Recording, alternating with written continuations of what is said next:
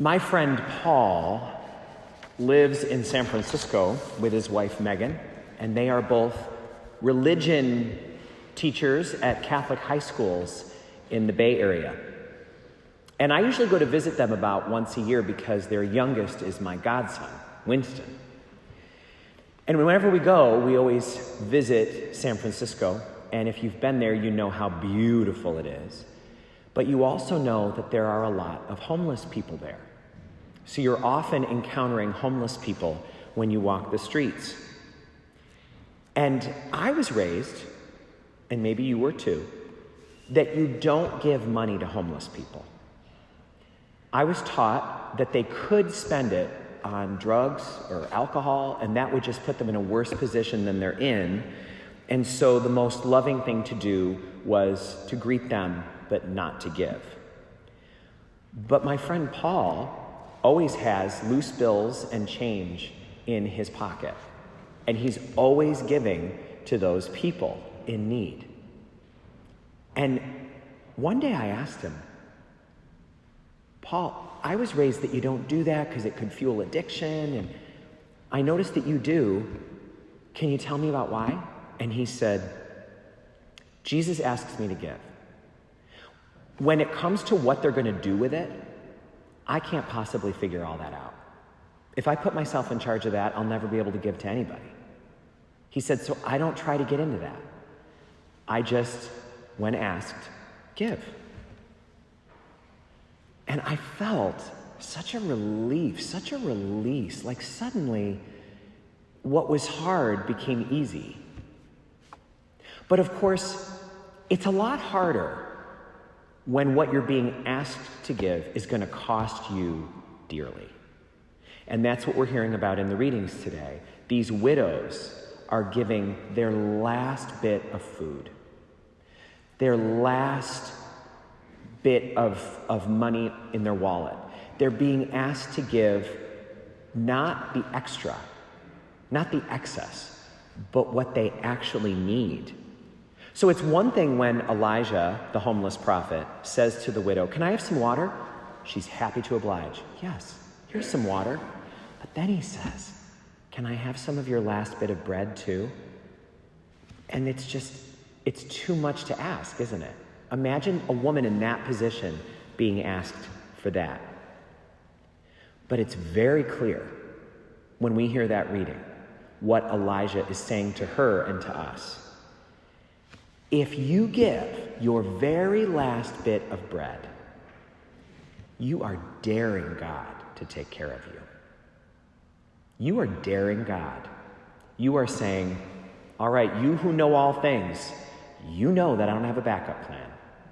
You know that I don't have a safety net. So I dare you. If I do this, don't let me fall. And one author says that God will never let you fall because God will never allow anyone to be confused about who the real provider is. Another way to say that is, no matter how hard you try, you cannot outdo God. No matter how much you give, you can't outgive God. So yes, it is scary to give until we have nothing left. But we're never going to know what happens next if we don't get to that place of boldness.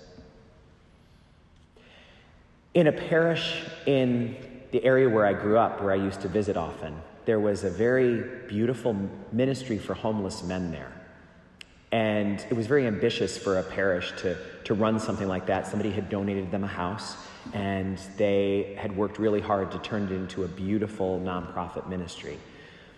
One of the men who lived there was named Franklin, and he had very low-paying jobs as a dishwasher at a restaurant, and he had been homeless a lot of his life, and he only had one pair of sneakers.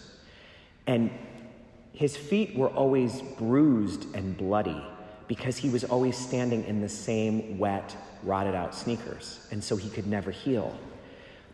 When some of the people in the ministry noticed that, they said, Franklin, we have lots of donated shoes upstairs. Let's go get you a new pair. So Mike, the volunteer, took him upstairs, and as they looked at the shoes that they had a lot of different sizes, but not 10 and a half, which is the size that Franklin was. But guess who was 10 and a half? Mike was. So at the end of the day, Franklin had a new pair of used shoes, and Mike drove home barefoot. That's how it works when you're willing to give at that level. The problem is that we can't control what might be asked of us. And so we might love the theory of giving boldly, but it gets harder when it's practical. One man told a very funny story where he was asked by somebody once, if you had 2 coats and it was freezing cold and someone else had no coat, would you give them one of your coats? And he said, oh, absolutely I would. And then they asked, what about if you had a bunch of food and someone else was clearly hungry, would you give them some of your food? He said, of course I would. They said, what if you had 2 cars and your neighbor didn't have a car and was walking to work? Would you give your neighbor one of your cars? And he paused. And then he said, no. And they said, why? And he said, because I have 2 cars. When it gets real, suddenly it's so scary. So Jesus makes it clear in the gospel that giving in this kind of bold, almost reckless way is the holiest way to be. It dares God to take care of you. And so we hear about the widow who goes into the temple and she has 2 little coins and she puts them in. And Jesus is blown away. It's important for us to understand why he's blown away. In modern terms, the first coin she put in was the money she was going to use at the grocery store. She has nothing else for food. The second coin was her copay for her prescriptions. She gave away her prescription money and she gave away her food and she put it in there. And so Jesus is introducing us to the thought that it is not the amount we give that matters most. The spiritual work of giving is always focused on how much you have left over. It's how much you have afterwards that teaches you about your giving, not how much you give, because all of us can give different amounts. So as we're thinking about giving and what our relationship with giving and generosity is, we may not be able to be like these widows, but we can't ignore them either. They're very clearly speaking to us about a level of faithfulness that we may not be at yet, but that we are called to consider. And I know that this is something that you deal with too, because like me, this is what your mail looks like. Here's what's in the mail for me. North Country Ministries, Diocesan Appeal, Catholic Charities, Justice for Orphans, which is a group that works with foster kids, Friends of Fontaine, a Haiti relief ministry, St. Joseph's House and Shelter in Troy, the Southern Poverty Law Center, Doctors Without Borders. And I made a list of some of the other ones that have come lately. St. Jude's Children's Hospital, Catholic Relief Services, Next Steps Crisis Pregnancy Center, Open Door Mission. One of the monasteries where I've gone on retreat asked me for their capital campaign. And it goes on. Everything I just named for you is a worthwhile cause. Every single one of them. So why do I feel so overwhelmed? Because we're all dealing with this. All of us care and want to give, but no one ever taught us how to figure it out and prioritize what we would do. So we're given an opportunity right now. The church has given us 3 weeks in a row where the readings are about this kind of boldness. And the widows start the story. They break the ice, and they are bold. You know, I remember someone once saying at a eulogy at a funeral about their mother, I could never fill her shoes, but I can follow in her footsteps. And I think that might be the way that we look at these widows. We might not be able to fill their shoes, but we can follow in their footsteps. And if not those widows, maybe some of the widows that are up here.